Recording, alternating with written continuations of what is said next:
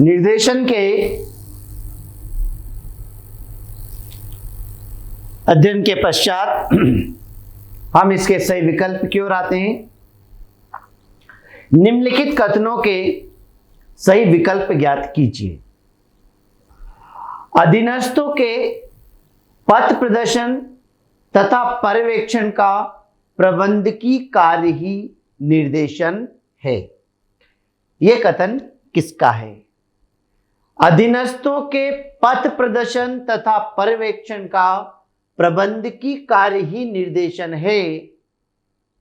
यह कथन है कुंटस ओ डोनेल का, न कि डिमोक का, न ब्रेच का, न स्ट्रॉन्ग का। इसका सही उत्तर है अ। निर्देशन का कार्य होता है निम्न प्रबंध का, उच्च प्रबंध का, मध्य प्रबंध का, उपयुक्त सभी का। तो बेटा निर्देशन जो होता है वो हमेशा उच्च स्तरीय प्रबंध के द्वारा होता है। उच्च स्तरीय अधिकारी द्वारा निम्न स्तर के अधिकारियों का मार्गदर्शन होता है। निर्देशन की स्वतंत्रतात्मक तकनीकी या विधि में सत्ता होती है। निर्देशन की स्वतंत्रतात्मक तकनीक या विधि में मतलब डायरेक्शन में जो भी टेक्निक अपनाई जाती, मेथड अपनाई जाती, वो होती है सर्वोच्च अधिकारी के हाथ में। सत्ता पूर्ण रूप से विकेंद्रित रहती है, अधीनस्थ कर्मचारियों के हाथ में रहती है या उपयुक्त सभी के हाथ में होती है। तो निर्देशन के अंदर क्या होता है? सत्ता पूर्ण रूप से विकेंद्रित होती है, मतलब हर स्तर पर कर्मचारियों को अधिकार और दायित्व सौंपा जाता है ताकि काम बंट जाता है और निर्देशन अच्छे तरीके से संपन्न हो पाता है। तो पहला जो परिभाषा दी गई है वो कुंटस ओ डोनेल की है। निर्देशन का कार्य उच्च प्रबंध का है। निर्देशन की स्वतंत्रता तकनीक विधि में जो सत्ता है वो पूर्ण रूप से विकेंद्रित होती है। निर्देशन का कार्य है अधीनस्थों को आदेश देना, अधीनस्थों के कार्यों का निरीक्षण करना, अधीनस्थों को समय समय मार्गदर्शन प्रशिक्षण प्रदान करना, उपयुक्त सभी। तो अधीनस्थों के आदेश देना, निरीक्षण करना, मार्गदर्शन, ये सारे काम निर्देशन के अंतर्गत आते हैं। इसका सही उत्तर होगा बेटा द, उपयुक्त सभी। निर्देशन की जो तकनीकें कितनी हैं? 2, 4, 3 और 5। तो निर्देशन की 3 तकनीकें हैं।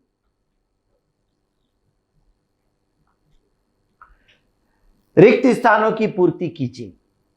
अधीनस्थों के पथ प्रदर्शन तथा पर्यवेक्षण का प्रबंधकीय कार्य ही, अधीनस्थों के पथ प्रदर्शन मतलब रास्ता दिखाना और पर्यवेक्षण का प्रबंधकीय कार्य ही निर्देशन कहलाता है। यहां पर आपका उत्तर आएगा निर्देशन।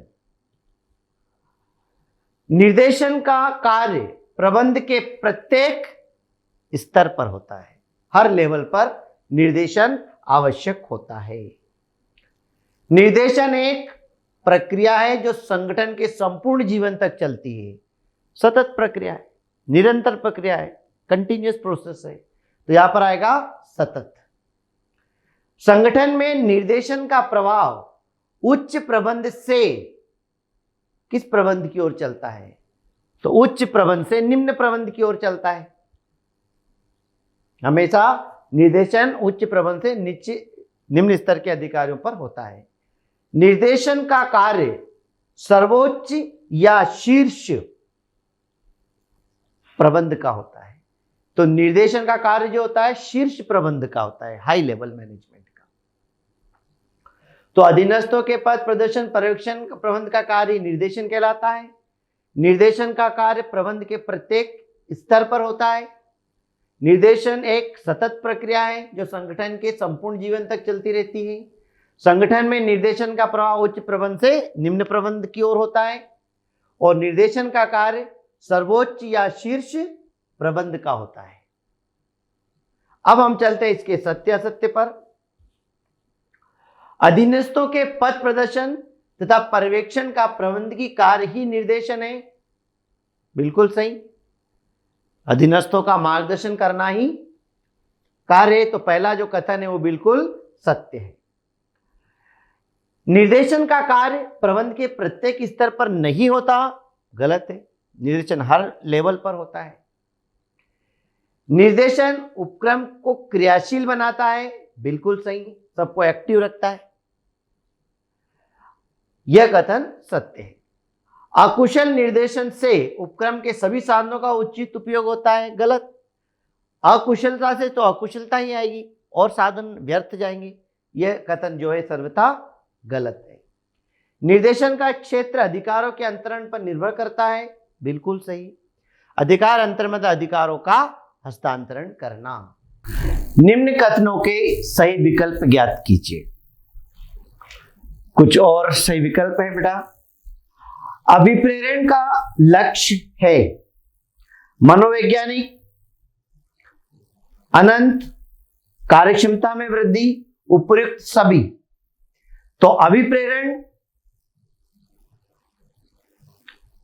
का तीनों ही जो है लक्ष्य होता है, मनोवैज्ञानिक भी होता है, अनंत भी होता है और कार्यक्षमता में वृद्धि भी होता है। इसका सही उत्तर होगा द, उपयुक्त सभी। अभिप्रेरणा का सिद्धांत जो आवश्यकताओं को क्रमबद्ध करता है, किसके द्वारा प्रतिपादित किया गया था? अभिप्रेरणा का सिद्धांत जो आवश्यकताओं को क्रमबद्ध करता है, किसके द्वारा प्रतिपादित किया गया था? Abraham Maslow, Fred Luthans, Scott, Peter F Drucker. इसका सही उत्तर होगा बेटा अब्राहम मास्लो। कौन सा अमौद्रिक अभिप्रेरण का स्रोत नहीं है? जीवन बीमा, कुशल नेतृत्व, अधिकारों का प्रत्यार्पण, कार्य बदलना। इसका जो उत्तर है नहीं है, उसमें आएगा जीवन बीमा। यह अमौद्रिक अभिप्रेरण में नहीं आता है। प्रोफेसर नाइल्स के अनुसार अभिप्रेरण के मूल तत्व कितने हैं? 1, 3, 2, 4। तो 4 इसके तत्व हैं। अभिप्रेरण एक शारीरिक धारणा है, आर्थिक है, सामाजिक है, मनोवैज्ञानिक है। तो अभिप्रेरणा एक मनोवैज्ञानिक क्रिया है, साइकोलॉजी, जो अंदर से काम करने की इच्छा को प्रेरित करता है। नेता पैदा होते हैं, बनाए नहीं जाते। यह परिभाषा है, दृष्टिकोण है, कथन है या मान्यता है? यह एक मान्यता है कि नेता पैदा होते हैं, बनाए नहीं जाते। यह एक ऐसा मानना है लोगों का कि किसी के अंदर बचपन से ऐसे गुण विद्यमान होते हैं कि वह लोगों को मार्गदर्शन करता है, लीड करता है, ग्रुप में आगे बढ़ता है। तो ये एक मान्यता है लोगों की कि नेता पैदा होते हैं, बनाए नहीं जाते। सफल नेता का एक आवश्यक गुण है धनवान होना, आदर्श चरित्र, भाषा पर अधिकार, ऊंचा कद। सबसे मेन है आइडियल कैरेक्टर, आदर्श चरित्र होना चाहिए, व्यवहार अच्छा होना चाहिए। नेतृत्व से आशय है मार्गदर्शन करना, बिल्कुल सही। संचालन करना, यह भी सही। स्वयं आगे होकर पहल करना, यह भी सही। उपयुक्त सभी, इसका उत्तर आएगा कि नेतृत्व में ये तीनों आते हैं। द इसका उत्तर होगा उपयुक्त सभी। प्रक्रिया में प्रवेश करते समय अधिकारी वर्ग जो स्वरूप धारण करते हैं उसे नेतृत्व कहते हैं। यह परिभाषा किसकी है? चेस्टर आई बर्नार्ड, मूने एवं रेले, जॉर्ज और टेरी, अल्फोर्ड एवं बीटी। तो यह परिभाषा है मूने एवं रेले की।